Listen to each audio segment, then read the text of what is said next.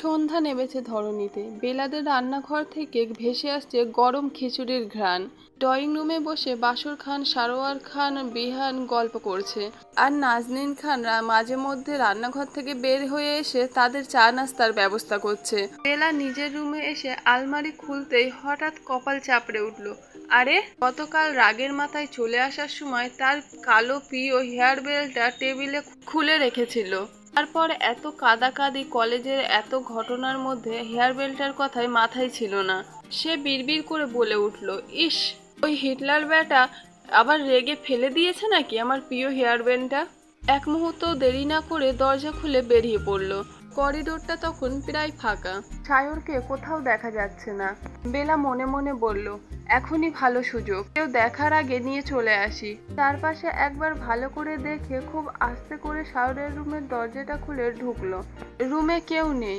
মৃদু একটা স্বস্তির নিঃশ্বাস ফেললো সে। তারপর দ্রুত টেবিলের দিকে এগিয়ে গেল, কিন্তু হেয়ার বেলটা সেখানেও নেই। বেলা ভুরু কুঁচকে চারদিকে তাকালো। টেবিলের পাশে, বইয়ের সারিতে, চেয়ারের নিচে, বিছানার ওপর কোথাও নেই। সে নিচু হয়ে বিছানার তলাও দেখে নিল। তারপর টেবিলের ড্রয়ারটা খুলেও একটু উঁকে দিল। গেল কোথায়? নিজের সঙ্গে ফিসফিস করে বলল সে, আমি তো এইখানেই রেখেছিলাম। মুখে স্পষ্ট অস্থিরতাও ভেসে উঠল। তাহলে কি কেউ নিয়ে গেছে, না সায়র ভয় পেয়েছে? কয়েক সেকেন্ড দাঁড়িয়ে থেকেও যখন কিছু খুঁজে পেল না, তখন হতাশ হয়ে দরজার দিকে এগিয়ে গেল। ঠিক দরজার বাইরে পা রাখতেই ধপ, আরো শক্ত বুকের সঙ্গে সজোরে ধাক্কা খেলো বেলা। বেলা ভারসাম্য হারিয়ে পিছলে পড়ে যেতে নিল। ঠিক সেই সময় একজোড়া শক্ত হাত বেলার কোমর আলতো করে ধরে ফেললো। মুহূর্তের জন্য যেন সময় স্থির হয়ে রইল। বেলা ধীরে ধীরে মাথা তুলে তাকায়। বুকের ভিতরটা যেন ধক করে উঠল। সামনেই দাঁড়িয়ে সায়র, খুব কাছাকাছি, এতটাই কাছে যে দুজনের নিঃশ্বাস একে অপরের গায়ে লাগছে। সায়রের হাত এখনো বেলার কোমরে রাখা, আর বেলা বিস্মিত চোখে সায়রের দিকে তাকিয়ে আছে। দুইজনের চোখ মুহূর্তের মধ্যে একে অপরের চোখে আটকে গেল। পরের মুহূর্তে সায়র ধীরে ধীরে হাত সরিয়ে নিল। তারপর আগের মতোই শান্ত গম্ভীর কণ্ঠে বলল, দেখে শুনে হাঁটতে শিখিসনি এখনো? আর এখানে কি করছিস? বেলা যেন প্রশ্নটা শুনতেই পায়নি। সে এখনো কিছুটা অপ্রস্তুত। সায়র আবার বলল, আমার রুমে কেন এসেছিলি? বেলা তড়িঘড়ি করে চোখ নামিয়ে বলল, আমি আমি পড়তে এসেছিলিস? বেলা দ্রুত মাথা নাড়িয়ে বলল, না। তাহলে? এক মুহূর্তের মধ্যে একটা মিথ্যা বানিয়ে ফেললো সে। বিহান ভাইয়াকে খুঁজছিলাম। সায়র সামান্য ভুরু উঁচু করে বলে, বিহানকে? আমার রুমে? বেলা এবার পুরোপুরি আটকে গেল। কিছু বলার মতো উত্তর খুঁজে পেল না। তারপর কোনো মতে বলল, আমি ভাবছিলাম ভাইয়া হয়তো আপনার সাথে গল্প করছে। সায়র কয়েক সেকেন্ড চুপচাপ তার মুখের দিকে তাকিয়ে রইল। তার সেই গভীর দৃষ্টি এমন কিছু ছিল যেন সে বুঝে গেছে বেলা সত্যি বলছে না। কিন্তু আশ্চর্যের বিষয়, সে আর কিছু জিজ্ঞেস করলো না। শুধু খুব আস্তে বলল, বিহান ড্রয়িং রুমে আছে। ও আচ্ছা, এই বলে দ্রুত পাশ কাটিয়ে চলে যেতে চাইলো। কিন্তু করিডোরটা সরু হওয়ায় আবারও সায়রের ঘড়ি অন্যার এক পাশে আটকে গেল। বেলা থমকে দাঁড়ায়। সে ঘুরে তাকাতেই দেখলো সায়রও নিচের দিকে তাকিয়ে আছে। এক মুহূর্তের জন্য আবারও দুজন অপ্রস্তুত হয়ে গেল। বেলা তাড়াতাড়ি ওড়নাটাকে ছাড়ানোর চেষ্টা করলো, কিন্তু যতই টানছে কাপড়টা ঘড়ির ধাতব অংশে জড়িয়ে যাচ্ছে। সে লজ্জায় প্রায় মিনমিন করে বলল, আমি ছাড়াচ্ছি। সায়র শান্ত গলায় বলল, নড়িস না, ওড়নাটা ছিঁড়ে যাবে। বেলা স্থির হয়ে দাঁড়িয়ে রইল। সায়র খুব সাবধানে ঘড়ির সাথে আটকে থাকা ওড়নার অংশটা খুলে দিলেন, যেন সামান্য টানেও কাপড় ছিঁড়ে না যায়। ওড়নাটা ছাড়িয়ে দিয়ে তিনি ধীরে বললেন, হয়ে গেছে। বেলা ওড়নার প্রান্ত আঁকড়ে ধরে মাথা নিচু করে দাঁড়িয়ে রইল। কেন জানি আজ তার বুকের ভেতরটা অদ্ভুতভাবে কাঁপছে। গতকাল এই মানুষটার কথায় সে সারা রাত কেঁদেছিল।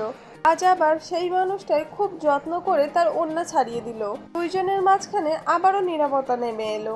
পর্যন্ত বেলায় আস্তে করে বলল, আমি যাই। সায়র মাথা নাড়ল। বেলা দ্রুত পায়ে সেখান থেকে চলে গেল। একবারের জন্য পিছন ফিরে তাকালো না। মুহূর্তের মধ্যে করিডোরের বাঁক পাড়িয়ে সে চোখের আড়াল হয়ে গেল। সায়র কয়েক মুহূর্ত করিডোরে স্থির হয়ে দাঁড়িয়ে রইল। তারপর ধীরে ধীরে মুঠিবদ্ধ হাতটা খুলল। তার তালুর ভিতরে তখনও আটকে আছে বেলার সাদা ওড়নার এক অংশ। তাড়াহুড়ো করে বেলা হাত ঘড়ির থেকে ওড়না ছাড়ানোর সময় অজান্তেই ওড়নার কিছু অংশ তার ঘড়িতেই রয়ে গিয়েছিল। কিছুক্ষণ নিশ্চুপ দৃষ্টিতে কাপড়ের টুকরোটার দিকে তাকিয়ে রইল সে। কেন যেন সেটি ফেলে দেওয়ার কথা একবারও মনে আসলো না। বুকের ভিতরে অচেনা এক অনুভূতি নিয়ে নিঃশব্দে কাপড়ের টুকরোটা যত্ন করে নিজের শার্টের পকেটে রেখে ধীর পায়ে সেখান থেকে প্রস্থান করলো। নিজের রুমের দরজাটা ভিতর থেকে বন্ধ করে বেলা কয়েক সেকেন্ড পিঠ থেকে স্থির হয়ে দাঁড়িয়ে রইল। বুকের ভিতরটা এখনো অদ্ভুতভাবে ধুকপুক করছে। মনে হচ্ছে একটু আগে ঘটে যাওয়া ঘটনাগুলো বাস্তব নয়, বরং কোনো স্বপ্নের অংশ ছিল। চোখ বন্ধ করতে আবারও ভেসে উঠল ওই মুহূর্ত, হঠাৎ ধাক্কা, ভারসাম্য হারিয়ে পড়ে যেতে নেওয়া, আর তখনই শক্ত দুটো হাত তাকে আগলে নেওয়া, এরপর অন্যটা ঘড়িতে আটকে যাওয়া। আর কতটা ধৈর্য নিয়ে মানুষটা সেটি ছাড়িয়ে দিল। গতকাল মানুষটার কথায় সে সারা রাত বালিশ ভিজিয়ে কেঁদেছিল।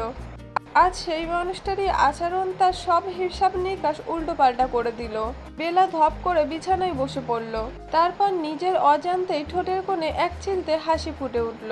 পরেক্ষণে নিজের মাথায় হালকা একটা চড় মেরে বিড়বিড় করে বলল, ধুর বেলা, তোর কি হয়েছে? একজন মানুষ তোর ওন্না ছাড়িয়ে দিয়েছে, তাতেই তুই এমন হাবুডুবু খাচ্ছিস? একদম পাগল হয়ে গেছিস নাকি? কথাটা বলে আর নিজের হাসিটা লুকিয়ে রাখতে পারলো না। বালিশটা বুকে জড়িয়ে এপাশ ওপাশ গড়াগড়ি দিতে লাগলো। তারপর মুখটা আবার গম্ভীর করে ফেলে বলল, না আর না, আজকের পর থেকে সায়রের সামনে আর কখনো এমন ছেলে মানুষই করবে না। সবসময় উল্টোপাল্টা কথা বলা, জ্বালানো, দুষ্টুমি করা সব শেষ। উনি আমাকে সবসময় বাচ্চা ভাবেন। এরপর থেকে ওনার সামনে সবসময় ভদ্র, শান্ত আর সিরিয়াস হয়ে থাকবো। দরকার ছাড়া আর একটা কথাও বলবো না। তো ভাবে নিজের মনে কথাগুলো বলল সে। কিন্তু এই দৃঢ়তা টিকল ঠিক 1 মিনিট। হঠাৎ তার চোখ পড়ল বিছানার পাশে রাখা মোবাইলটার দিকে। মুখে ধীরে ধীরে দুষ্টুমির হাসি ফুটিয়ে তুলে বলল, সামনাসামনি জ্বালাবো না, কিন্তু ফেক আইডি দিয়ে একটু জ্বালালে তো সমস্যা নেই। এক লাফে বিছানা থেকে নেমে ফোনটা হাতে তুলে নিল। কয়েক সেকেন্ডের মধ্যেই নিজের বিখ্যাত ফেক আইডি লগ ইন করলো। তারপর অনেকক্ষণ ভেবে একটা মেসেজ টাইপ করলো, শুনুন, আপনার সন্তানের একটা বড় অভিযোগ আছে। ও বলছে ওর বাবা নাকি সারাদিন রাগারাগি করে। একটু হাসতে শিখুন, না হলে কিন্তু জন্মের পর ও আপনাকে চিনবেই না।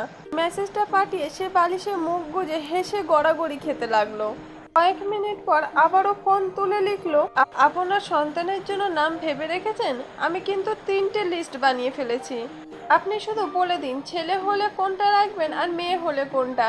সেন্ড বাটন চাপতে বেলা নিজের মুখ ধরে হাসতে লাগলো। স্পষ্ট স্বরে বলল, এবার দেখি হিটলার সাহেব মাথায় আগুন লাগে কিনা। এবার মোবাইলটা দ্রুত লক করে নিজের মনে বিড়বিড় করতে লাগলো। ওর বিড়বিড়ানির মাঝে নাজরিন সুলতানার ডাক ভেসে এলো, বেলা কোথায় তুই? সবাই বসে আছে, তাড়াতাড়ি আয়। আসছি আম্মু। ফোনটা রেখে দ্রুত নিচে নেমে এলো। ড্রয়িং রুমে ঢুকতেই দেখলো পুরো বাড়িটা যেন ছোট্ট একটা আড্ডাখানায় পরিণত হয়েছে। টেলিভিশনে নিচু ভলিউমে খবর চলছে। সেন্টার টেবিলের ওপর ধোয়া ওঠা চায়ের কাপ আর গরম গরম পেঁয়াজও সাজিয়ে রেখেছেন নাজরিন সুলতানা। বাসর খান আর সারোয়ার খান দেশের নানান বিষয় নিয়ে গল্প করছেন, আর বিয়ান মাঝে মধ্যে এমন মন্তব্য করছে যে পুরো ঘর হাসি মুখর হয়ে উঠছে। বিহান বেলাকে দেখে বলে উঠল, এই যে আমাদের মহারানী, অবশেষে আগমন হলো। বেলা সোফায় বসে বলল, এত নাটক করার কি আছে? নাটক নয়, অভিযোগ। 5 মিনিট ধরে ডাকছি ম্যাডামকে, আসার সময়ই নেই। বাসর খান হেসে বললেন, নিশ্চয়ই ফোন নিয়ে ব্যস্ত ছিলে। বেলা তাড়াতাড়ি বলল, আরে না আব্বু, এমনিই বসেছিলাম। সারোয়ার খান চায়ের কাপ নামিয়ে বললেন, আচ্ছা, যেহেতু কাল শুক্রবার সবার তো ছুটি, তাহলে সন্ধ্যায় ছাদে কিংবা সবাই মিলে একটু আড্ডা দিলে কেমন হয়? কথাটা শুনে বিহানের চোখ চকচক করে উঠল। আড্ডা? শুধু আড্ডা হলে হবে না, একটা জমজমাট আয়োজন করতে হবে। বেলা আগ্রহ নিয়ে জিজ্ঞেস করলো, কি আয়োজন? বিহান 2 হাত তালি দিয়ে বলল, কাল রাতে ছাদে বারবিকিউ পার্টি। বেলা যেন অপেক্ষাতেই ছিল। সে উল্লাসিত স্বরে বলে উঠল, ইস, দারুণ হবে, অনেকদিন পর বারবিকিউ খাবো। নাজরিন সুলতানা মুচকি হেসে বলেন, তোমরা শুধু খাওয়ার কথা ভাবো, এগুলো বানাবে কে? আমরা কিন্তু পারবো না এইসব ঝামেলা। বিহান সঙ্গে সঙ্গে বলল, আমি আছি না, পুরো শেফ আমি। বেলা ঠোঁট বাঁকিয়ে বলল, তুমি আর শেফ? গতবার যে বারবিকিউ বানিয়েছিলে, চিকেনের চেয়ে কয়লার স্বাদ বেশি ছিল। ড্রয়িং জুড়ে হাসির রোল পড়ে গেল। বিহান রাগের ভান করে বলল, ঠিক আছে, এবার তোর জন্য আলাদা করে শুধু পোড়া চিকেন বানাবো। আমিও তোমার জন্য শুধু সালাদ রেখে দেব।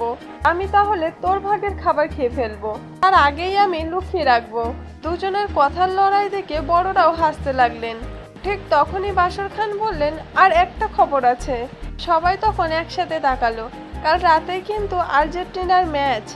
কথাটা শোনা মাত্রই বেলার মুখ উজ্জ্বল হয়ে উঠল। সত্যি? তাহলে তো আরো মজা হবে। বারবিকিউ করতে করতে খেলা দেখবো।